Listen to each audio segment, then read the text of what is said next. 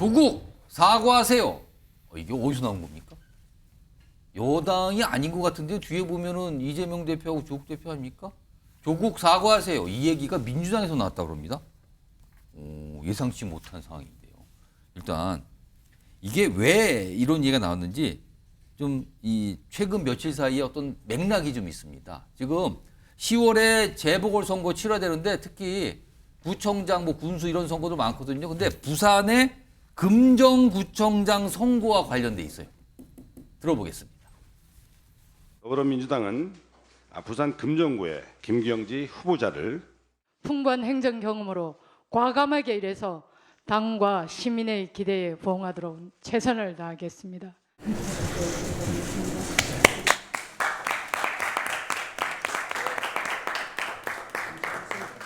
민주당은 김경지 후보님을 전략 공천했습니다.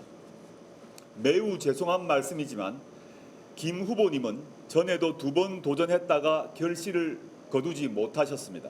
그런 점에서 이번에도 승리를 가져오기 힘든 후보라고 봅니다.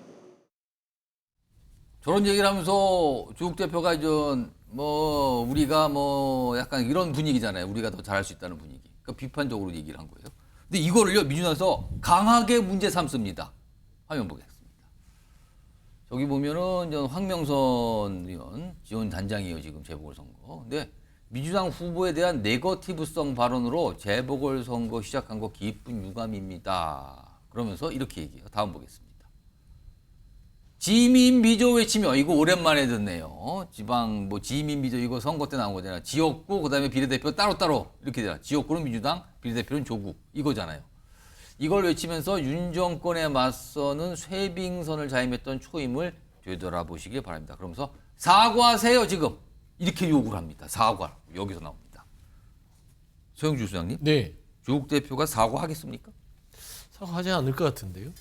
일단은 이번에 10월 재보궐선거가 조국혁신당에게는 매우 중요한 말하자면 당에 대한 존재를 탈바꿈시킬 계기가 되거든요. 이 12명의 의원이 있긴 하나 지역구는 하나도 없습니다. 모두 다 비례의원이기도 하고요. 일단 이번 재보궐에서 호남을 근간으로 하고 부산 같은 경우는 이제 부산, 호남 2개의 축에서 뭔가 성과를 어떤 후보를 내고 뭔가 승부를 겨루는 그런 말하자면은 내후 2026년에 지방선거의 교두보가 될 수 있기 때문에 여기에서 조국 대표가 말실수라고 보기는 쉽지 않거든요. 아까 발언이요. 따지고 보면은 작정하고 얘기한 거기 그런 때문에. 것 같아요. 예, 이거는 단일화를 통해서 우리에게 주라. 부산을 이런 얘기를 요구하는 것이고 최근에 조국 대표가 이재명 대표를 만났을 때 구동존이라는 얘기를 했습니다. 그 말씀을 기억할 거예요. 다름을 인정하되 같은 걸 찾아간다. 예. 그러니까 지금 현재의 이 재보궐 상황에서는 다른 겁니다. 그러니까 조국혁신당과 민주당은 다른 길을 가기 때문에 예. 여기서 사과를 할 모양도 아니고요. 상황도 아니고요. 승부를 봐야 되는 상황이기 때문에 저는 이 부분에 대해서는 약간의 민주당과의 조금 피할 수 없는 신경전 있을 수밖에 없다. 그렇게 판단이 됩니다. 좀 조국 혁신당 반응이 기분 나쁘실 수는 있겠지만 왜곡 아니지 않습니까? 사실 얘기했는데 왜 그러세요? 사과 안 하겠는데요. 보니까 이렇게 되면은. 최영철 의원. 네. 근데 사실은 저 부산 쪽만 아니라 호남 쪽에서는 더 격렬해요 지금요. 굉장히 격렬해. 서로를 굉장히 약간 비판적으로 얘기하고 있거든요. 거기서 재보궐선거가 열리는데 이렇게 되면 조국 혁신당과 민주당 이제는 각자의 길, 진짜 경쟁자의 길로 가는 겁니까 그럼?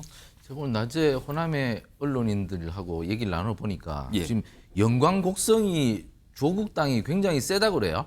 아, 요번에 재보궐 그렇습니다. 열리는 예, 것 중에 민주당이 하나입니까? 안심을 할 수 없는 단계까지 거의 이를 만큼 군수를 그렇습니다. 선발하는 겁니까? 선거인데 10월 26일에 합니까? 10월 16일에 합니까? 어쨌든 여기에 선거가 민주당하고 세게 붙었다고 그래요. 그만큼 조국 당이 지금 굉장히 상승세가 호남에서 있는데 예. 호남이 왜 그러면 야권 분열을 만드냐고 물어보니 예. 호남은 민주당이 좋지만 이재명 대표에 대해서는 약간의 불안감도 갖고 있는 심리가 있다. 그렇기 때문에 대체제도 언제든지 모색하는 중이다. 예. 이런 그 언론이 얘기를 해요.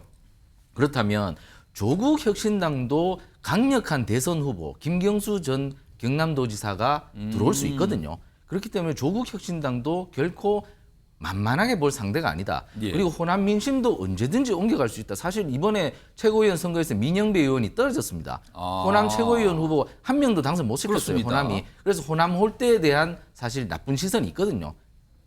그런 시선도 있는 터에 만약 조국당이 이번 보선에서 선전한다면 호남 민심도 앞으로는 어떻게 바뀔지 모른다. 예. 그러니까 조국당은 이번 선거가 굉장히 중요하다고 보고 지금 조국 대표가 거기 가서 뭐 월세방 은다고 그러지 않습니까? 거기서 계속 뭐 지내겠다. 거기서 회의 연다. 매일 그러고 있어요. 그렇습니다. 사활을 걸 겁니다. 그래서 만약에 이재명 대표에 대해서 재판 결과가 10월 달에 나쁘게 나오면 예. 조국당도 얼마든지 지금 야당의 그 톱으로 올라갈 수 있는 그러한 여지가 많다. 이렇게 볼 수 있겠습니다. 선거가 닥치니까 경쟁자가 되는 건가요? 그 전까지는 굉장히 친합시다, 잘 지냅시다 이런 것 같았는데 약간 달라졌어요 지금요. 이런 상황에서 이재명 대표 최근에 몇 가지 모습이 주목되는데 우선 오늘 유인태 전 국회 사무총장 이재명 대표와 관련해서 모르는 얘기를 하는데 좋은 얘기는 아니에요. 보니까 일단 들어보겠습니다. 내가 여기서 한번 나왔는데 꾀재재하다고 했더니 그 이후로 그 전까지는 한 달에 한 번씩은 안부 전화를 하더니 그 방송 이후에 전화가 끊겼어요.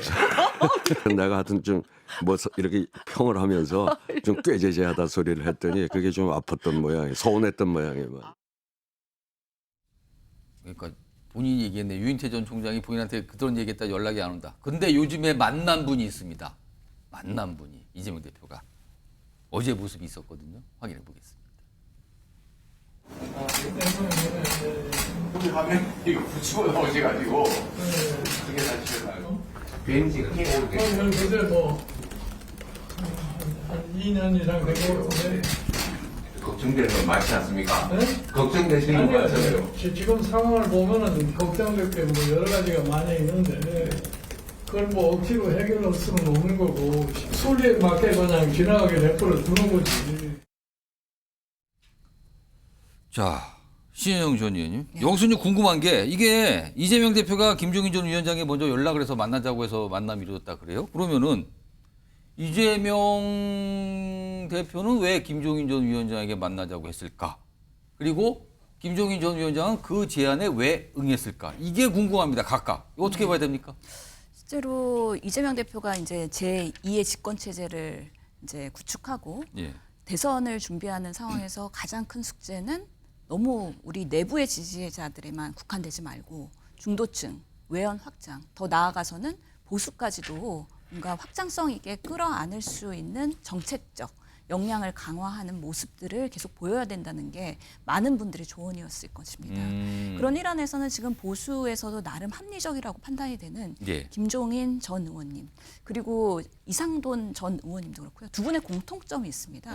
최근에 계속 1대1 만남을 하고 계시는데 김종인 전 비대위원장과 이상돈 전 의원님은 이 의료 대란에 대해서 쓴소리를 아끼지 않고 계시거든요. 그래서 이 의료 대란 제대로 막지 못하면 이번 정권 나중에 위험할 수 있다. 예. 그래서 이거 꼭 해결해야 된다. 그리고 의료계 쪽의 의견들을 더더욱 두둔하면서 정치권에서 이런 것들을 풀어야 된다라는 예. 목소리를 내셨기 때문에 지금의 국민들의 여러 가지 민생 그리고 민심이 흉흉한 상황에서는 이런 확장된 외연 횡보를 하면서 이재명 대표가 보수분들의 이야기도 들으고 또 진보의 그런 원로들의 이야기를 들으면서 계속해서의 본인의 그런 정치적인 역량을 강화하는 모습을 보이는 그럼 게 김종인 전 위원장은 왜 만나줬을까요? 이거?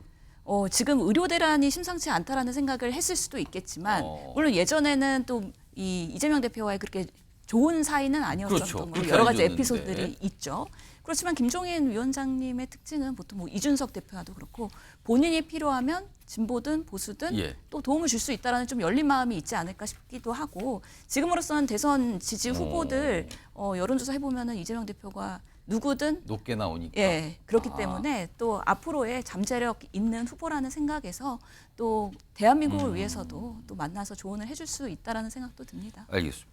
홍석준 의원님, 네. 과거에 김종인 전 위원장 이재명 대표를 향해서 무슨 그런 성격으로 어떻게 대통령인데 약간 쓴소리 비판적인 입장에도 만나줬거든요.